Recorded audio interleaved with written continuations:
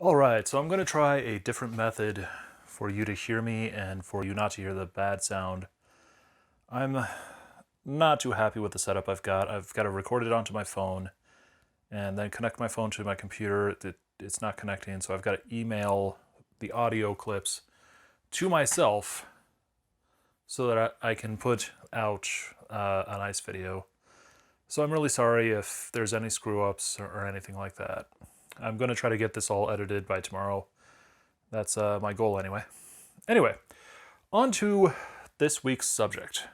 The major thing is I was going to get into clans and tribes of video game culture, and then, the people who influence video game culture as well. But if I'm being honest, I ended up with a problem, and I thought I would talk about it for this week. The more I thought about it, the greater the problem became. So here we go. The problem is we have two types of centers for video game culture. This means that at the center you'll find the people or the central idea, the thing that influences and is the greatest part of video game culture. And these are, what you're looking at is a bomb theory setup. And the center is, this is video games. So what is at the center of video game culture? And I've come up with two answers, and they both conflict with each other. The first one, the one on the left, is Shigeru Miyamoto, and he is a game creator. And the concept is that the creators of games are the people who center it. And a little bit outward, you'll find journalists, and then a little bit out from that, you'll find the gamers themselves. So the conflict is the gamers themselves make a completely different center. If they are the center, then the game creators are somewhere outside. And the journalists are even further outside, but the gamers are the ones who talk about games, they're the ones who think about games, and the ones who actually live games. So it comes into this interesting conflict, and I decided that for the rest of this week we're going to discuss it. This is going to be a short video, I think, by the looks of it, but here we go. And this actually gets into a greater subject, which I want to get into for this video. In the center of this slide, you'll find a picture called The Gleaners, and it's about older women or the poor who would go in and they would grab whatever straw they could to take to their house. Everything had already been taken care of, and these women would be getting the scraps. And it's a very cultural thing for the era and the time that they were in. But if you were to ask, who made this art? Is the answer, it's the women in the center focus who are making the bread or pulling the straw out themselves? Or is it the artist who drew them and wanted to talk about them? That's where the question comes in. And it actually is a major thing that happens within any cultural study. We have culture and we have culture. We have culture, which is considered the high art or the arts, where, operas, and, you'll go to an art museum and you'll say, this is culture. I'm taking in culture. The center of culture is the art itself and the artists who make it. This is the culture. And I want to enmesh myself in culture. This is usually how the tourists, when they come to a country, they go, oh, I want to see culture. I want to see their art. I want to see their great ideas, their great thoughts, the way they do things. And then you have culture, spelled with a K. And it was actually a German theorist who said, no, culture is you getting up in the morning and what you do. What does your bed look like? How do you say hello to your wife? How does she prepare food? What does the food look like? What does it taste like? What's it like for you on an average day? What is the culture of, the average person? And it's completely separated from the art. Culture in this context wouldn't even be close to art. It's just what is the people themselves and how they live their lives. Will they have a holiday today? Okay, they're having a holiday, and this is a special day for this reason. And some artists have come in, but they're just part of the culture. They're not central to the culture. They're just part of it. And they, provide things so that the culture can, expand or understand things, but really it's the people themselves who are living their lives and, having these parties or just going about in their daily things. I'm really hoping that the background sounds aren't showing up right now. I bought myself a lavalier mic so that it only picks up my voice. But I've got a dog looking at me. I've got people watching a movie off in some other room. I'm as far away from them as I can possibly get, and I'm still worried that it's going to pick up. So I'm sorry if you hear The Secret Life of Walter Mitty off in the background. I'm going to try to talk over it as best I can. But when we discuss art, nationalism then starts to take over. And nationalism is where we take the art to control the people.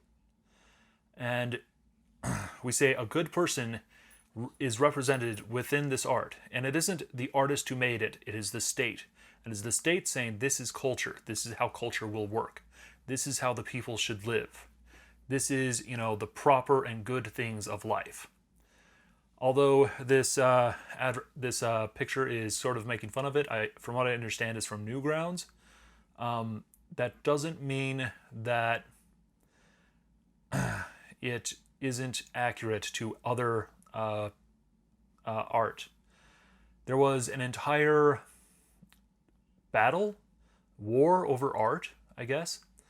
And you'll find this within various nationalisms. When Hitler discussed the reason why we should take over, or why they should stop the bourgeoisie and all that stuff, he said, look at their art. It is terrible. It's all this cubist stuff. It's not realistic.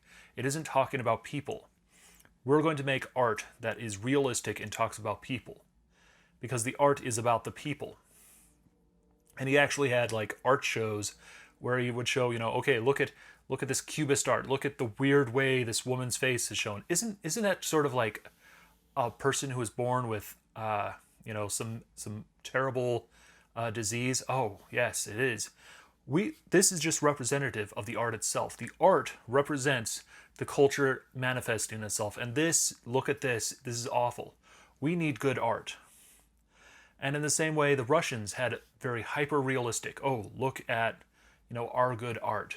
The national push in China was very, you can actually watch as the people change the way they're thinking based on the art. It comes in very realistic, and then slowly it becomes surrealistic, the way they push it.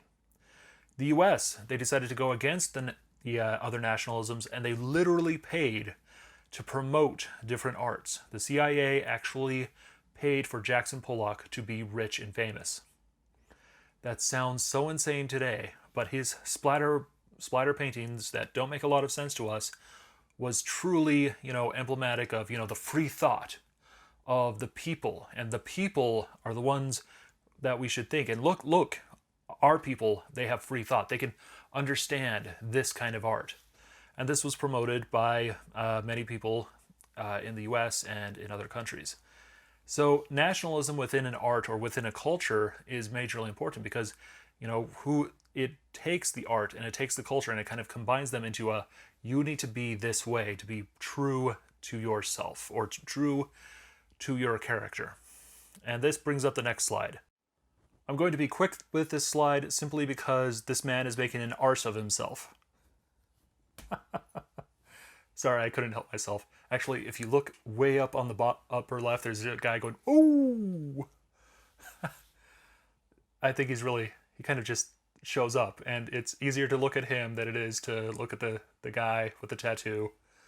But a true fan is a person who totally supports whatever.